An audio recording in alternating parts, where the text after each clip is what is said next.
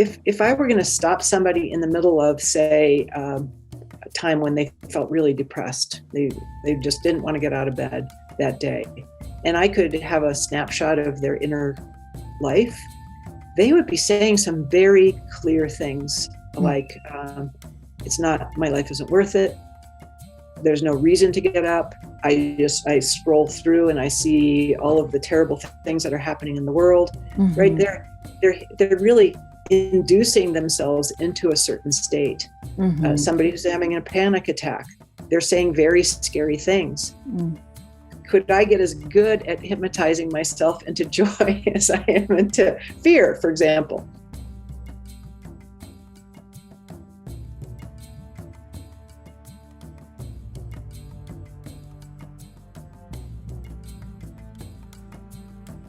This speaker series is sponsored by the following organizations: Our Secure Future, a program of One Earth Future. Our Secure Future believes that women make the crucial difference to achieving more effective governance and lasting peace. Coaching with Ginny, assisting people in rewriting their stories and transforming their lives. And Alchemy Face Bar, where they believe in connection and that good energy, clean beauty, and kindness can light up the world. Hi, I'm Mindy Counts, and I am the founder of the Inner Ocean Empowerment Project. We are a nonprofit dedicated to healing trauma and building resilience in communities worldwide. I'm excited to introduce you today to a true innovator of the human psyche, Dr. Julie Colwell.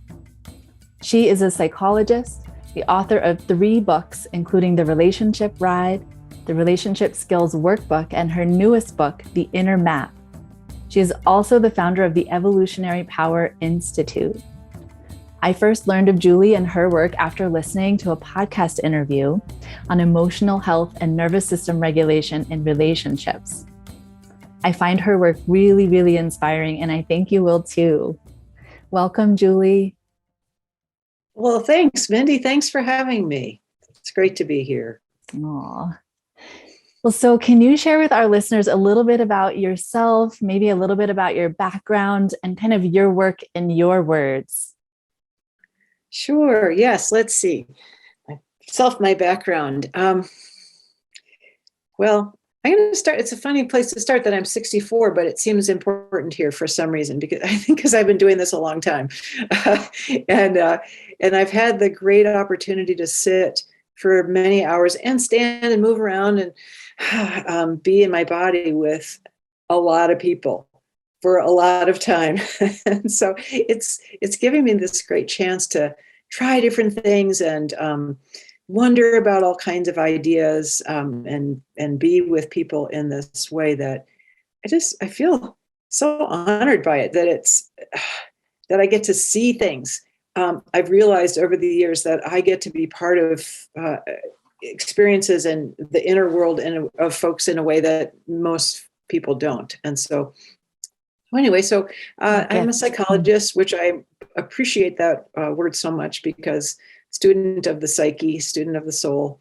And that's really what I think these days I'm doing, is walking around, supporting people to move old patterns out of their bodies, and so that they can step into really big new possibilities.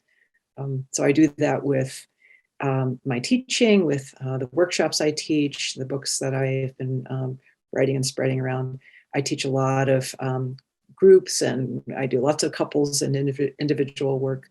So I'm all about relationships. That's really what is my passion and fascination. Awesome.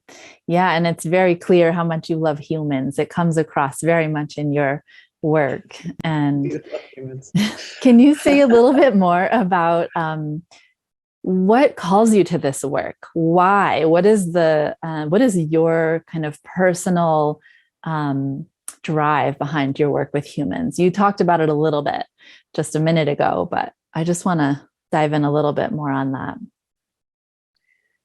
Since I was tiny, I've tried to figure out this kind of chaotic, crazy world that I first was born into.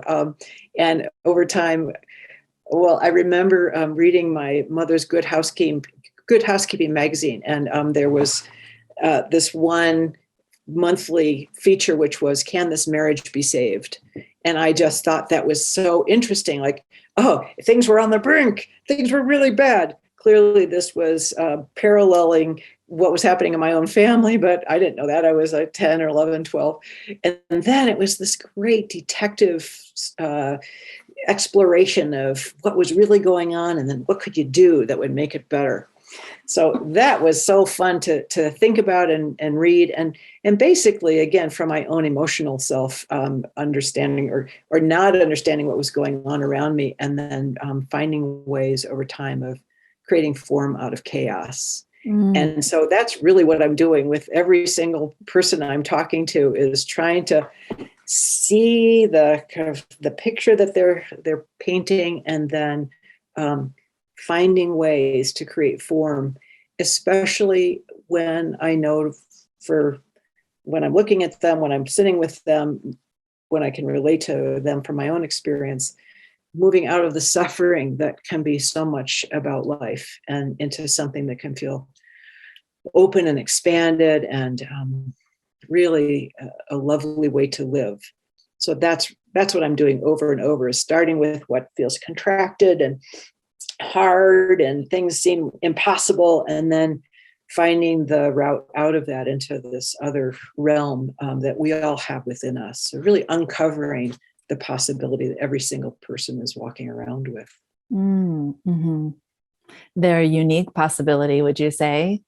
Mm-hmm. Oh yeah, the one they came in with, their path, what they Mm-hmm. came to express, their gifts, and that so often in our current world, maybe with all this, this constant input coming in from other people's perspectives, and I think of them as other people's reactive brain projections, that it could just cover us over. Like, I don't know, who am I in all of this? And this seems so hard, and I don't know how to operate in this.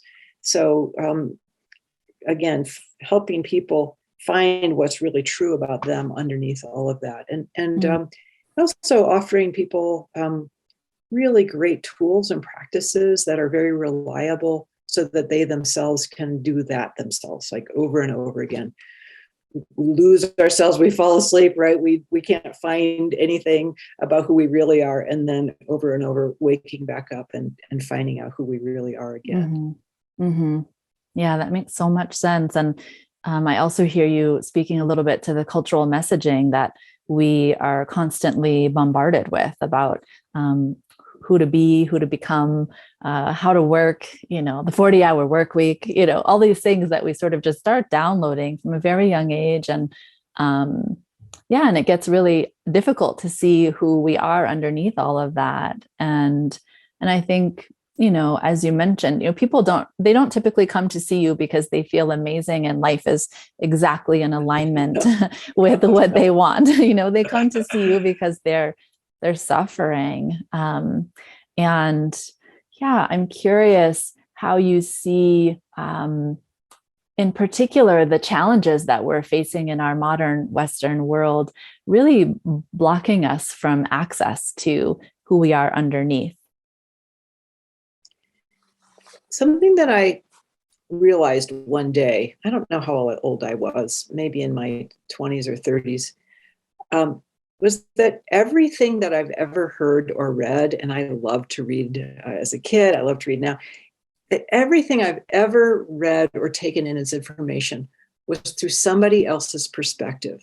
Mm-hmm. And I was really shocked, because I had walked around, I thought there was some sort of truth that okay, I was learning the truth, and that really was what I needed to do. And then if I had it, then I could walk around knowing the truth.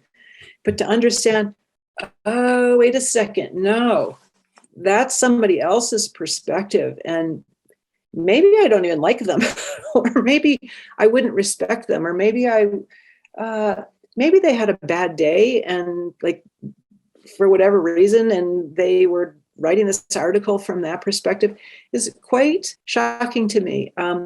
So over time, I've started just getting more discerning about oh, the stories I'm taking in, and then what I'm saying to myself about stories. So Mm. to speak to the modern world, well, I think maybe going back to when we were sitting around the campfires in caves, that we've always loved a good story. And I suspect these days, one of the things that's happened is we have gotten so good at our storytelling. I Mm. mean, right, the TV, movies, the poetry, the songs, we hear stories over and over.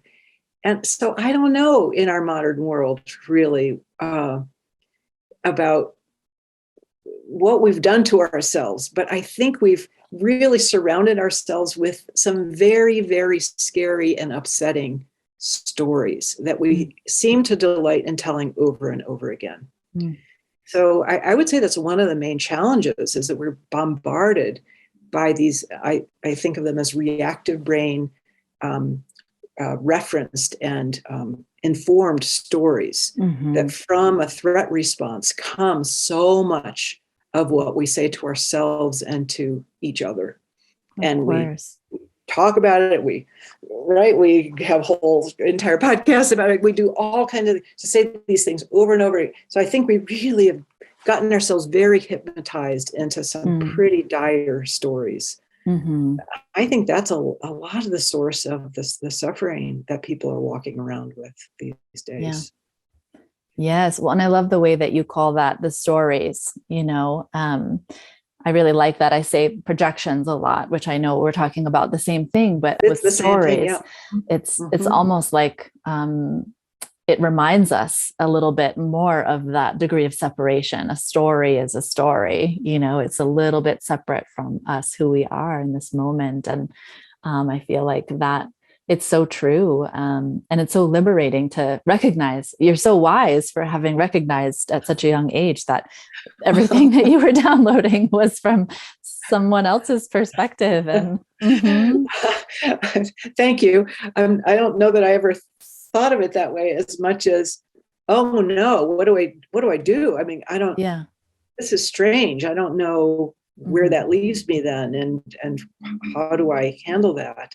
Yeah. But for sure, in the last few years, I've become quite fascinated by what we're saying internally, because if I were going to stop somebody in the middle of, say, a time when they felt really depressed, they just didn't want to get out of bed that day, and I could have a snapshot of their inner life, they would be saying some very clear things Mm. like, it's not, my life isn't worth it. There's no reason to get up. I scroll through and I see all of the terrible things that are happening in the world. Right Mm-hmm. there, they're really inducing themselves into a certain state. Mm-hmm. Somebody who's having a panic attack, they're saying very scary things. Mm.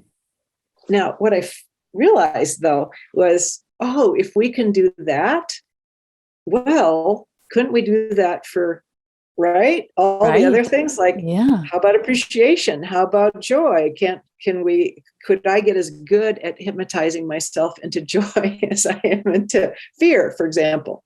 So Absolutely. that's been very interesting to me to think about, that as kind of this hidden superpower that we each are potentially using for maybe not the service of good Mm-hmm. as much as we could be, versus our own kind of, well, going back to the suffering word, but I do think people walk around with such all this fear and sadness, and that we don't really know what to do with it besides kind of circulate it through our brains over and over again, or read about it again, or Yeah.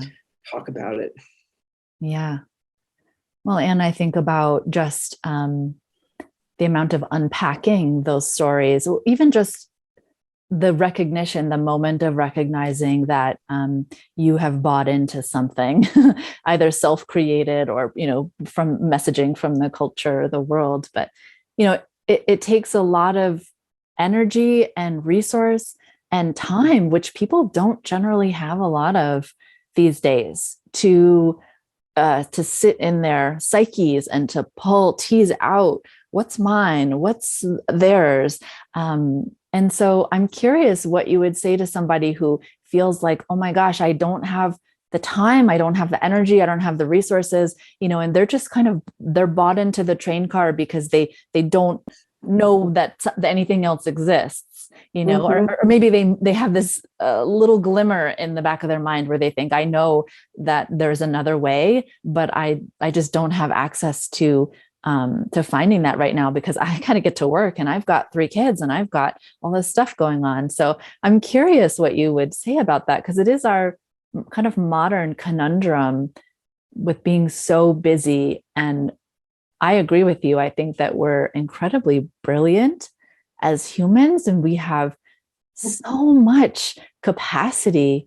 And yet, for a number of reasons that we've already kind of talked about, we really hold ourselves back and from really living that vibrancy, living that amazingness that we are. And yeah, we're busy. We pack in our days, our schedules. Who has time for this kind of unpacking? That's right. Navel gazing. Yes. Sitting right. on the mountaintop. Well, so you mentioned my newest book is called The Inner Map. Well, I love maps. I love the idea. I'm the kind of person, if I go to a mall, I really need those directories that say you are here. You said you were a triple Sagittarius. Well, I have enough Gemini in me, kind of the air space brain that, well, I could just wander through and I don't know where I am.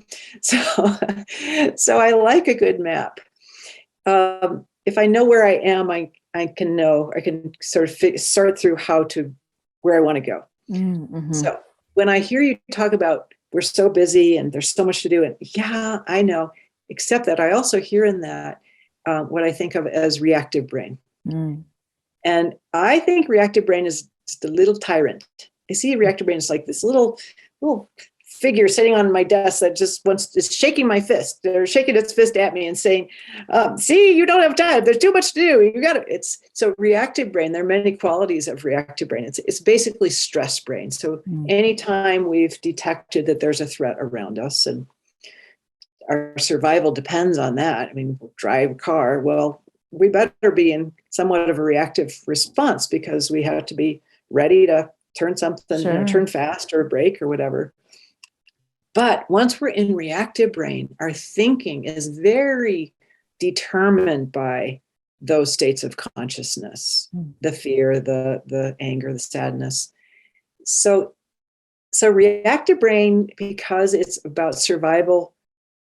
Okay, you can tell I've made this into a little person for myself. But I think this little reactive brain tyrant, it believes itself so much that in fact we should run around. It is too urgent and we've got to do it now. And it's busy time. Like we got to stay busy because that's how it sees the world. It sees the world as one big threat.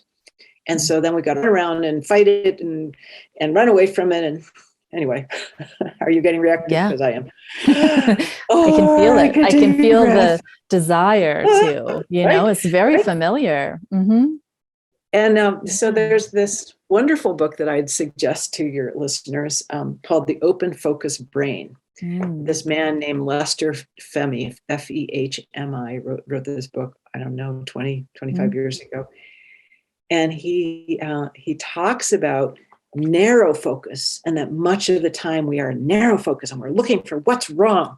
And in fact, that's what our brain is great at. And so then it keeps kind of this self-propulsion of, and you know what else is wrong? And if you and I could have a whole conversation about what's wrong with the world. And we'd find more and more things. There's always something else that's wrong. But, he said, but there's also open focus brain. And open focus is literally shifting out of a beta brainwave into an alpha state, which is why we meditate, is to shift into that alpha state and slow my speech a little bit. Right? We know this other place exists. Yeah. And I would say it's actually in the natural world where animals are actually living most of the time. So that even animals in the wild, where in fact their survival is threatened in a constant way, they're not always in reactive brain the way humans are. They're not always in narrow focus the way humans can be, because we find the next thing and the next thing.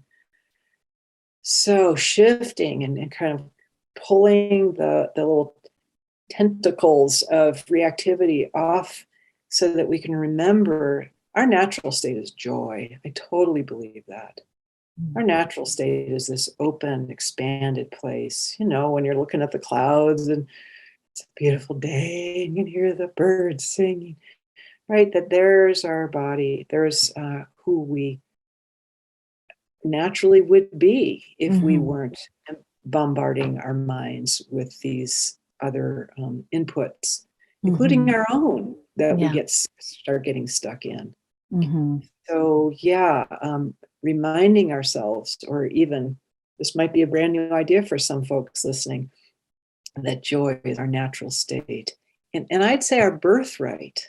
I think we don't, I like to kind of foment a little rebellion when I'm talking about this, because I think we kind of have settled for reactive brain. I guess that's as good as it gets. And at least I get to have my afternoon coffee, or I get to wait and I get to drink tonight or smoke marijuana or whatever. Like, great. Ugh. Yeah. Versus, wait a second, I came in to have a big life, to really be there out in the world and in my own inner self in the most expanded way possible. So to not settle for reactive brain as a way to be, versus creative brain, which is, I coined those terms because creative, if you get it, those are the same letters rearranged. Oh, so, I know, isn't that true? That's so cool. I didn't notice that. The creative brain is where possibilities live, that we imagine and dream, and that's where our essential real selves are. That's where they come out to play, is in creative brain. Julia, I noticed as you were talking about reactive brain, you had these moments where you felt yourself getting stimulated and aroused, and then paused and said, I'm going to slow down my speech and take some breaths. And is that the work? Is it catching ourselves? Oh, nice. Yes. Yeah, I would say the work is noticing. Right? Noticing. Right there. As I was hyping, whoops. Noticing, because if I notice, then I can start to choose, because maybe I want to be reactive, or I want to re-adrenalize myself, or whatever. I don't really like it anymore. But yes, if I can notice, then I can choose. And if I, for me, choosing is really choosing ways to shift my body out of reactivity into this more expanded state. Yeah, that's beautiful. And I can see also with reactive brain, a lot of our listeners are here because they're interested in this topic of trauma and healing trauma and preventing trauma in themselves and their families and their communities and in the work that they're doing. Reactive brain, I think, makes us more vulnerable to traumatic experience, right? We don't look at trauma as an event. It's our response to the event. And if we're so narrowly focused and we are just going, I can see how that state of mind is almost inviting an experience that takes us up and outside of our window of tolerance, right? Which can become a traumatic experience. And so I'm curious, in this realm of trauma, I'm curious what your definition of trauma would be, and also how you see reactive brain, creative brain, and this language of trauma. How do they relate? How do they relate with each other? First, I feel teary listening to just thinking about all that you've done for the world about trauma and bringing that in. Really, I have tears. So just want to say that because what a huge commitment you've made, and your colleagues, to bringing healing in all of these ways. So thank you. Big appreciation for what you've been doing. So how do I see trauma? I want to tell you this funny thing that when I went to graduate school in the 80s, I didn't learn anything about trauma. It was not on the radar at all. I mean, literally zero. It was starting to creep in a little bit because of Vietnam vets, late 60s, early 70s, people didn't know what to do. So there was something sort of around. And then it was really, I attribute feminism for bringing it forward onto, for me to be able to see it. But anyway, just to give a little nod to those pioneers who started being brave enough to say, yes, there is a large rate of sexual abuse in our world. I learned that there was not, by the way, I learned that there wasn't. Wow. Mm-hmm. Yeah, in graduate school. So anyway, but that was then. And so I've thought a lot about trauma from knowing zero to then all the things, the amazing things that people are learning now. I mean, it's just so lovely for me to watch young therapists immersed in this as their bread and butter. I mean, it's really, they're getting such great information, including that we have bodies. It's like, bodies. I didn't know that either in the 80s. We have bodies and they have needs. Yes, all that. Yeah. Needs and emotions, feelings. I didn't learn anything about emotions. It's fun. I learned a lot of great things in graduate school. So over the years, right. So what is my definition now? Just to get to the point, I think it's any time. So little t trauma to the middle T to the big T, right? There's the huge traumas, but really, what is it? I think it's any time we haven't been able to stay in our bodies enough to stay present with our experience.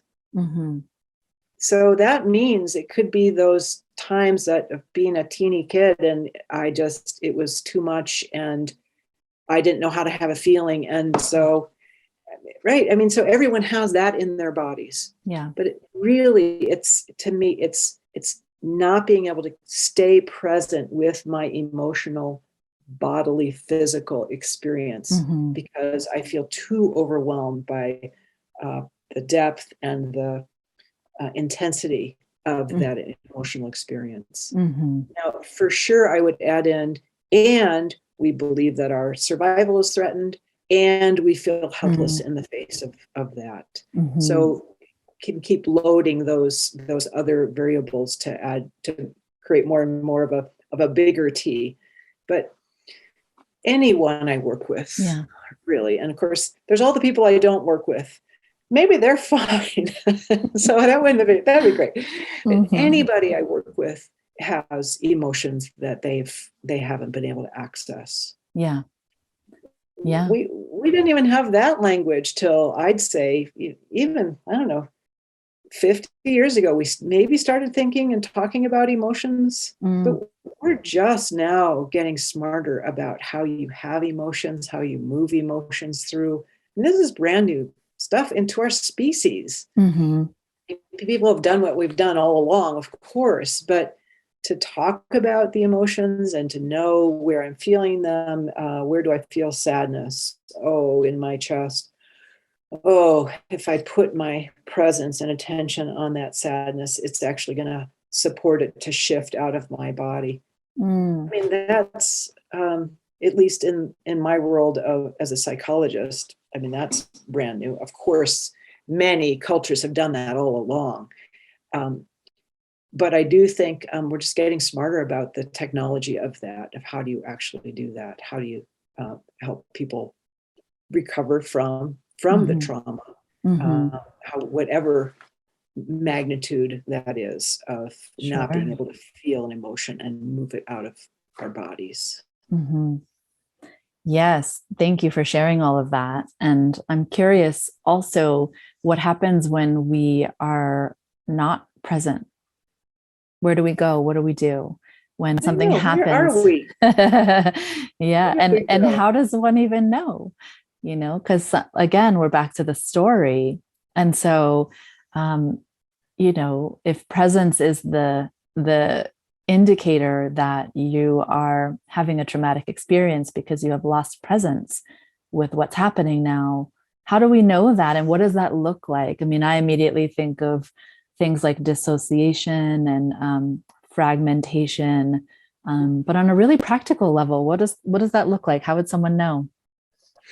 Great. Yes. Well, the word dissociation, um, to consider what that really means. Well, I'm not associating, Mm-hmm. right? So Yeah. maybe I'm associating to, right? I mean, in the kind of paradigmatic trauma description, I'm associating to the corner up in the room rather than to what's actually happening in my body. Mm-hmm. Um, or maybe I'm sitting in math class and I hate math class, and so I'm associating to the lawn outside, wishing that I was out playing, right? I mean, so what we do with our attention, I mean, it's so exciting to me because it's one of the very few things we have control over. Mm-hmm. Now, what Yeah. you're describing, of course, is I'm not controlling where my attention is, not in Mm. a conscious way. But as I get better at noticing exactly what you're saying, like actually seeing, oh, oh, I can put my attention on how my jaw feels, or I can put my attention on the vibrations in my body, or I'm at the dentist, I can put my attention on the beach because I don't really want to Yeah. be thinking about the dentist. I mean, that I can decide where to put my attention. Mm-hmm. So I think that's a really wonderful talent that we have that can go unused. Mm-hmm. But let's see, I don't think I answered your question. So your question was, oh, how would you know? How would you know? How would you I know? know. We need like an app or something on my, right? I need my Apple Watch to say, Julie, pay attention. Ooh, that would be so annoying. Something that pings you. It pings you when you're not Hey, paying come attention, back. or mm-hmm. um, I Mm-hmm. think one of the trickiest states, I mean, emotional inner states that we have is frozen fear. Mm-hmm. We have bunnies in our yard. I don't know if where you live, if there are a lot of bunnies. There We seem to have be more bunnies. bunnies lately. We walk out the door with the dogs, and the bunnies are right there, and they they freeze. The bunny freeze. Um, Humans are doing that all day long. Mm-hmm. Well, sort of that was a sad giggle, I think, Yeah. that we're doing it all day long. And it looks like we're doing it intentionally. We might say to our partners, just talk to me. Why can't you tell me what you really want? I can't believe it. Again, you won't just tell me what you want. And we think they're just being obstinate. But they're in frozen fear. They're like, ooh. Yeah. Now I'm the threat. Mm-hmm. Yeah. Or I don't know, the person in the grocery store line who looks kind of vacant.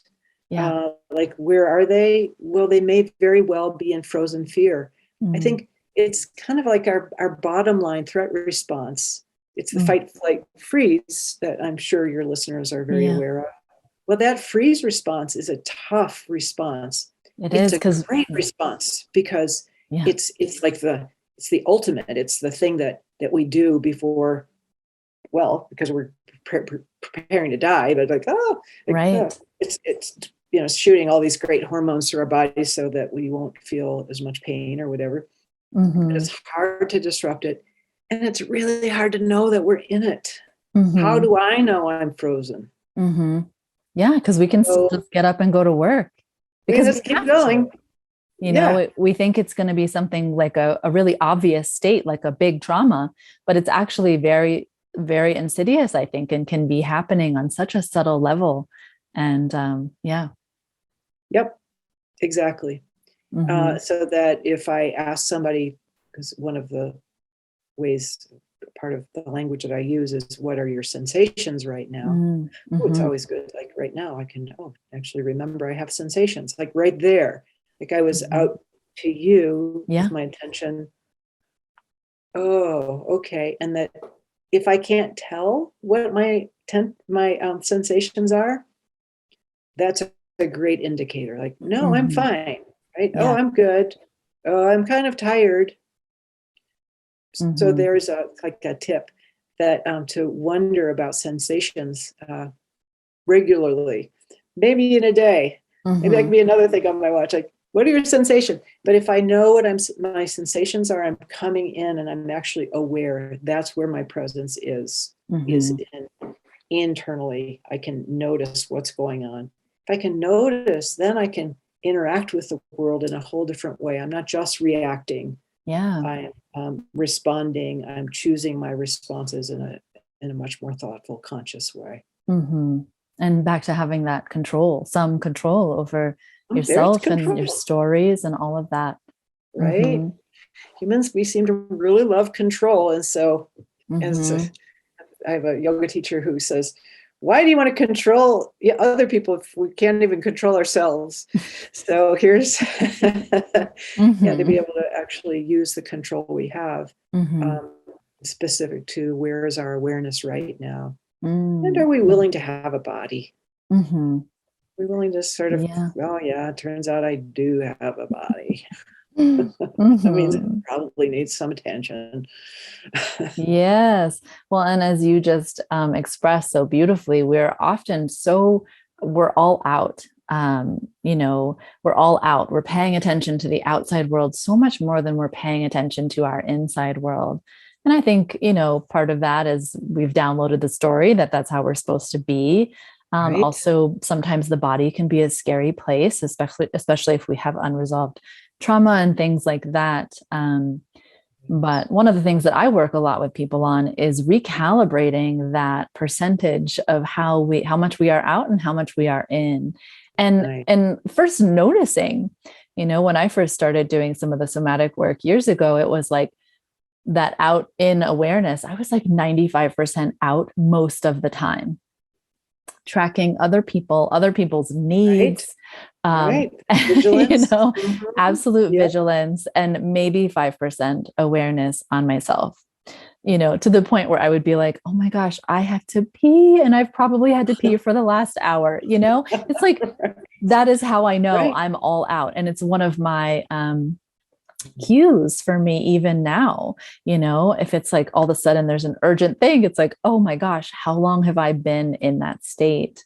And so I try to work with myself and my clients on reducing that out, to maybe, what would it be like to be 75 out and 25 in to start?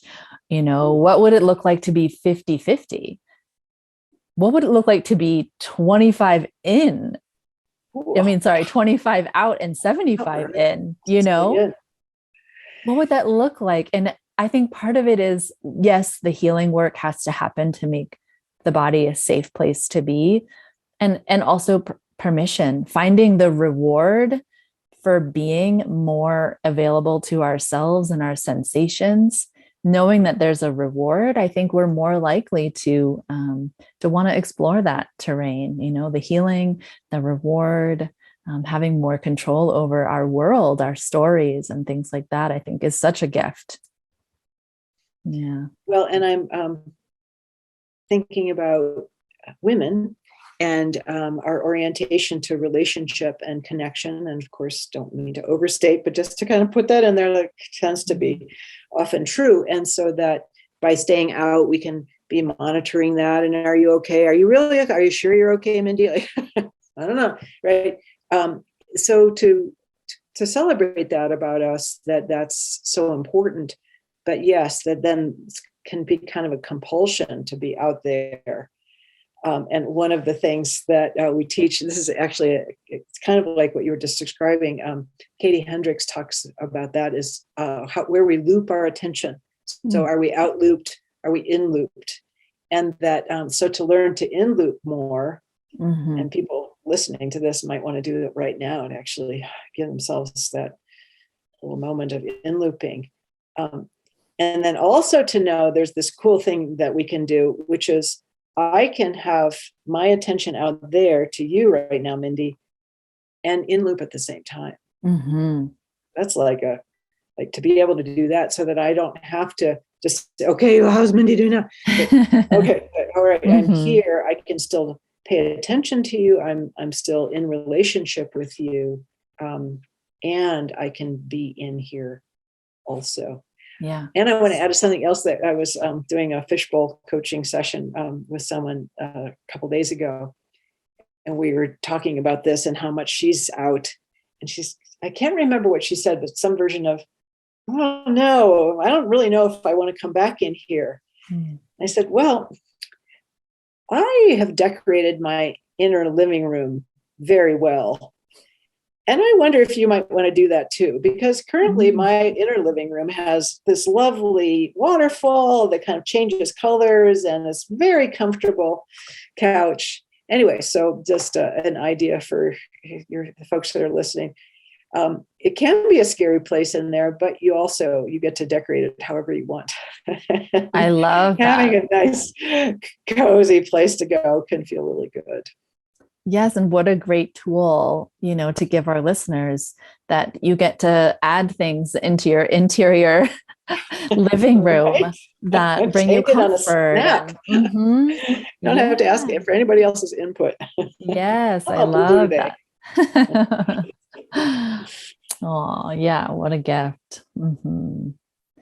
Well, so Julie, I have a couple more questions for you. And one of the things is I want to take advantage of having you right now because you are such a relationship teacher to me. And I think this concept of needing other humans is something that, so many humans, especially in the West with our hyper competitive individualism and all these other things that we have going on, we've kind of written off the need of other humans in many ways, community life and that sort of thing. We try to go it alone, pick yourself up by your bootstraps and get out, get moving forward. And I think we've set ourselves up to have this psyche that is, I think, quite fractured because of this, because I know that we need other humans.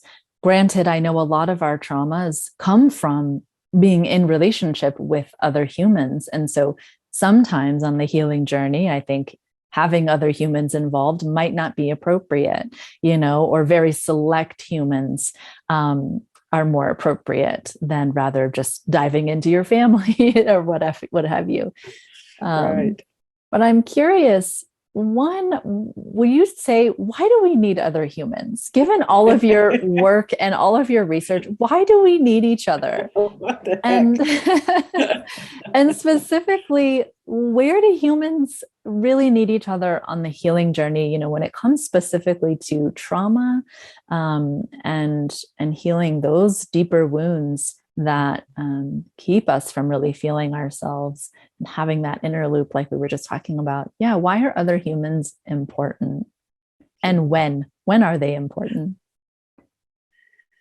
I think, who started this? Was it John Wayne? I don't know. It's like we all believed something along the way that was never good for us. So I don't know. We kind of got down the wrong track. I don't know when we did that, especially my white person background, that my ethnicity was, I don't know what we were thinking. I'm sure we did the best we could, but geez, it has not helped me or us as a species, in my opinion, certainly as a culture here. So my favorite way to think about this is from a mammalian perspective. I kind of skip over my humanity many times and go straight for my mammality. Do you think that's the word? It's perfect. I think we'll all know what you're talking about. Because it makes sense to me. We hang around with our dogs and, other creatures. We don't have a cat right now, but being around other creatures and really watching what they do. I think for us, this is I carry this idea that the problem for humans is that we're threatened animals that have language. Mm. Because then I go into my threat brain, and then I start the stories up, and then I say things like, see, you never did love me, and or wow, I hate your guts, and you say, well, I hate your gut, right? We just keep that going, or it just escalates, and then somehow bombing people, right? It just doesn't, we just go there for like, so then paying attention to other mammals where they don't get so caught up, they're not telling the same stories, they bark and then they're done, right? It takes a few barks and they're done. Okay, those poor dogs, they're cute. Well, blessings to them. But in general, it's get away from my food, or no, I don't want that.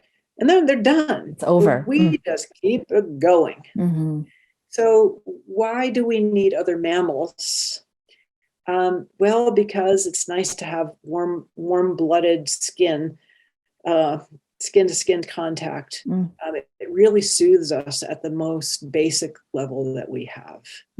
It really, I would take it down to that when we are afraid, when it's dark, when we're sick, there's certain conditions where mammals naturally want comfort from other mammals. We cluster together, we puppy pile, we lean in, we want to feel the presence of others. And when we do, the level of safety in our experience goes up so much.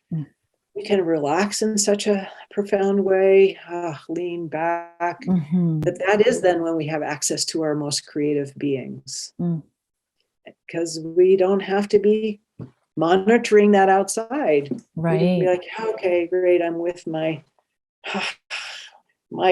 fellow mammals here. And of course, I just interrupted my thought with, right, except for when there's those dangerous times. I know that's true. I don't mean to be like, just stick my head into that lion's mouth. Like, but to really understand, so why? Well, because it creates safety, creates a profound sense of safety. And then we can relax, and then we can inhabit creative brain. And that we got off track, and we, like you said, we thought we could do that on our own, and we wander in threat brain, and then we create more threat around us, and other humans become the threats. And then those who traumatize, who are the perpetrators of trauma and of the ways that I have unwittingly or whatever through my life, like it's my species, I'm part of it. I'm probably doing it because I believe there is a threat outside of me. That is not to excuse any of that bad behavior. I don't mean that at all, but it does explain it to me. Yep, I'm as capable as atrocity as anybody if you put me into the right conditions. Over the years, I just practice and hope and pray that I'm not in those conditions. But if I'm in threat, I act like a threatened animal. So hopefully I can maintain enough social connection to help my body remember that actually right now, and maybe, what'd you say, 75% of the time, I can be in safety, or I can generate my own sense of safety and connection with others. Reactive brain creates disconnection. If I'm in reactive brain, a lot of things happen immediately, like just that fast. It's completely unconscious. There's nothing I can do. It's that fast, but I'm disconnected. I'm disconnected from you. I'm disconnected from me. I'm in hierarchy. One of us is power over, one is power under, because you might say, Julie, stop saying that. I might go, okay, Mindy, right? Well, but to do that, I have to disconnect from myself. And I have to disconnect from you, because now I'm submitting. I'm not saying, well, how do I feel? I'm saying, okay. So a bunch of things happen out of our own reactivity that we're so unaware of. But then it's this cascading impact that then, if we can, like you said earlier, we just kind of be aware again, like wake up again, remind ourselves again to connect here.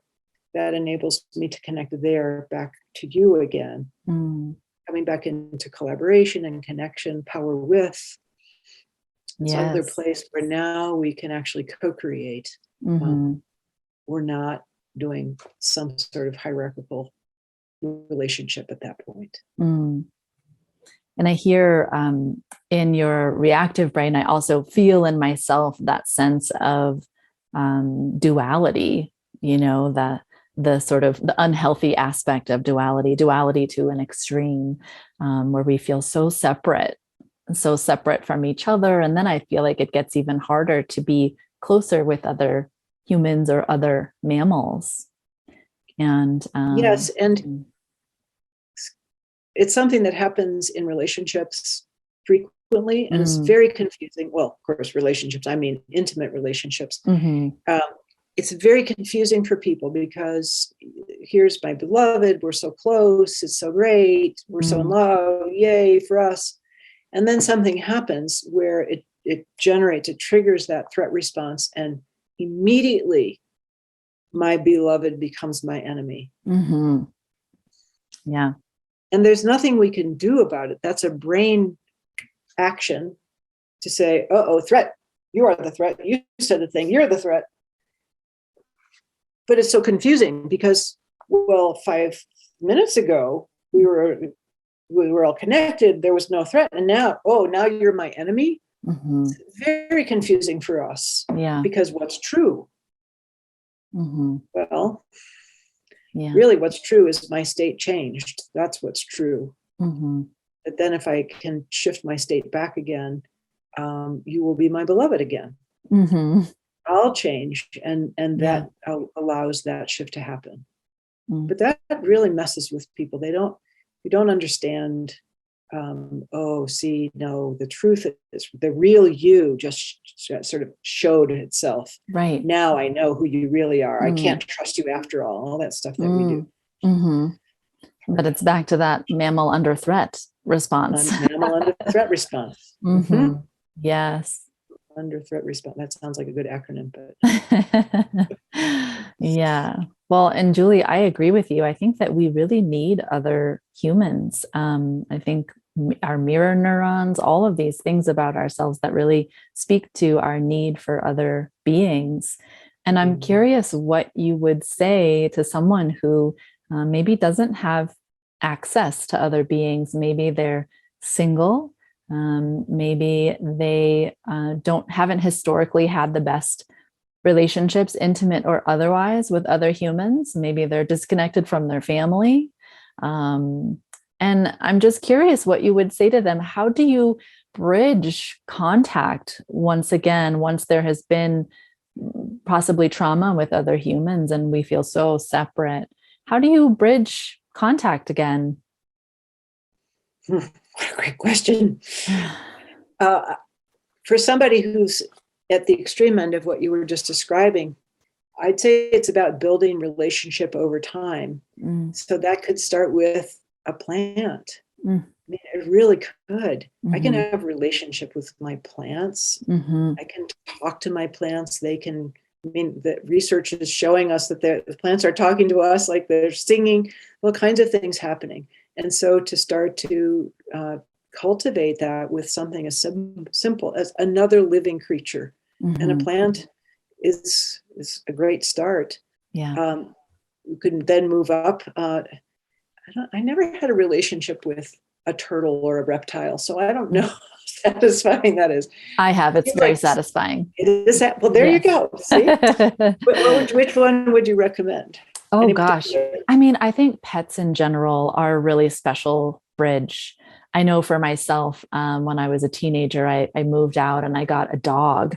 I rescued a dog and I was 16. And this dog, he became like my attachment figure. He was my bridge back into the human world after experiencing some pretty significant challenges. And so pets are safe.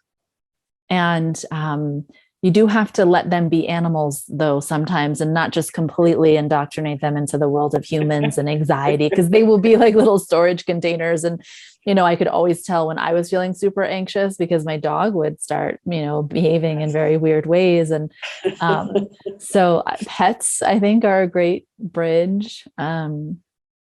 I had turtles, I had iguanas, I had different things like that. So, see, you are the right person for this question. I had no idea. Iguanas. So bridge to an iguana. Yeah. Yeah.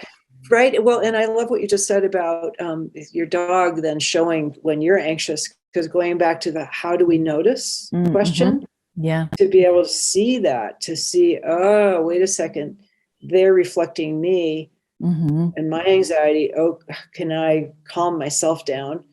Which could then maybe calm my dog down or vice versa. And so have that resonance chamber take us into a more expanded state, instead of the reactive brain state. Absolutely. It's almost like we would do really well. I mean, this is where I think human relationships are so important, because they can mirror us. They can be another thing outside of ourselves that can tell us when we're a little bit off kilter, when we're, having a little bit of a non-present experience. And so, I think this is another reason why we need humans at some point on our journey, right? Yes. And so knowing, like, having some idea of, again, creative brain as being a place. I don't mean like a place, a state. Yeah. A state, a realm that, that people can cultivate. And then you can also really cultivate it, of course, in your relationships, so that instead of, okay, either like humans are too scary, or there's this one special group of humans that isn't too scary, to be able to really see, oh, wait a second, I can know, like I can actually walk around knowing, oh, that person's probably in reactive brain. Maybe that's not a good time to engage with them. Yeah. Because they are displaying the signs of being in reactive brain, of being in a threat response, because they are talking fast, or blaming, or what will be other signs. Things are that we're talking about what's wrong, or somebody's complaining. There's somebody at the dog park last week, and she came in complaining, and I just thought, okay, there's reactive brain. I think I can this side of the park. Right? That it's just an indicator. It's not bad. We all have it. How many times in a day? But that means I don't need to be around somebody. Just like if a mammal, a dog is upset, I probably wouldn't put my hand close to their sure. Right? Like similarly with humans, to start to be able to discern, okay, I'm in a state that feels safe, and they are in a state that seems safe, and that we can hang out and connect, and then something will happen, and one of us will go into reactive brain, and that will be a good time to do other things, to walk or move or sing or do things besides process that people really want to do. Yes, when they're in a reactive brain, to reduce that anxiety. And yes. Yeah. Yeah. So it sounds like we all need to kind of set up things internally and externally in our inner living room and our outer living room that help us just to stay more aware and more present of and tracking ourselves, if we're breathing and we're on that inner loop and outer loop, like you said, am I in reactive brain or creative brain, and making the adjustments that we need to make when we're in those different states. And I didn't know that along the way. It's such a simple concept, but I didn't know it. That if I wasn't feeling good, that meant something. I just thought, oh, I was somebody who was depressed, anxious, all the things. I just would never feel good. I didn't know. Oh, no, it means that I'm in an adrenalized, cortisol, imbued, like this response. That's why I don't feel good. So that there's another tip. If we don't feel good, we're in reactive brain. I mean, it's really pretty much that simple. Like, why don't I feel good? I don't know. But maybe I want to do some things to shift my state, shift my physiology, so that I can feel, again, I don't mean feel great all the time. I'm not trying to put it that way, but to really understand the difference, that a neutral state, a state of acceptance, appreciation, those things of where life feels worth living, that again that's the place to cultivate and want to live from more and more, meaning that those other states are there, of course, that's part of our makeup, but we don't need to live there. Mm-hmm. We can visit, we don't have to live there. Mm-hmm. What a beautiful goal for all of us. Yeah. Well, Julie, I could talk to you all day long about these let me know when you want to again. It's a blast. Oh, thank you so much. Now you have an offering for all of our listeners. Would you be up for sharing a little bit about what you're gifting them? There's two. There's two. So okay. Two different things. One is pretty simple. It's a PDF of the inner map that I'll just flash it here. It looks like that. And so, but it's handy to have because it means, just like with the mall map, I can say, oh, Julie, you are here. You are sad. Oh, good to know.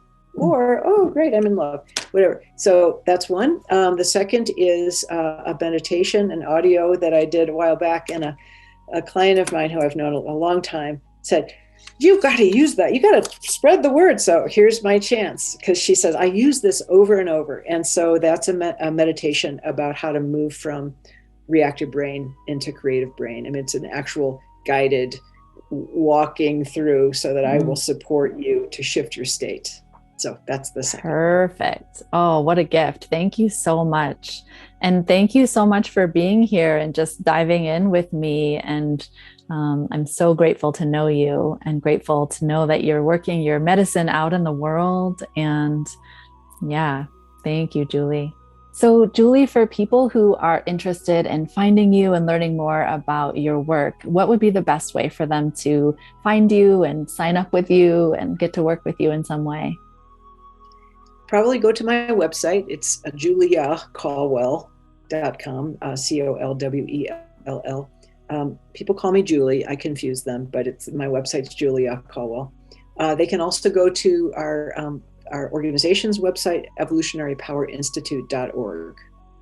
So they'll find books and podcasts, and especially at my website, there's just all kinds of things, many blogs, and I fill it with as much free material as I can, because I know folks are out there and really could use support. So that's awesome. Thank you so much. Well, thank you, Mindy. And on behalf of all of your listeners and now me too, I want to just again deeply express my deep gratitude to what you've been doing in the world for a long time, and how you've been walking through this and providing so much service to those who really, really could use it. Thank you, Julie.